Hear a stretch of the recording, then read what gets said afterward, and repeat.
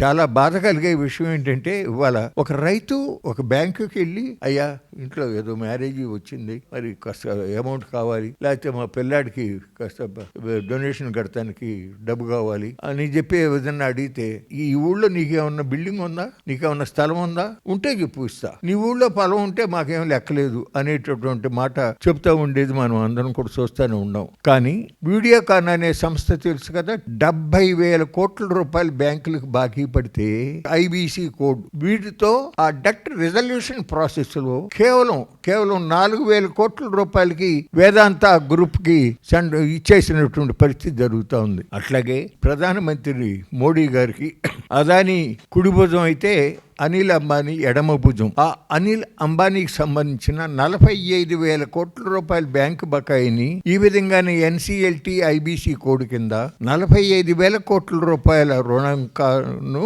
540 కోట్ల రూపాయలకి సెటిల్ చేసి వాళ్ళ అన్న ముఖేష్ అంబానీకి ఇచ్చిన పరిస్థితి జరిగింది. ఇట్లా తెలుసుకుంటే ఎన్నో ఉన్నాయి. అవన్నీ వింటా ఉంటే మనకి రక్తం సలసల కాగుతుంది.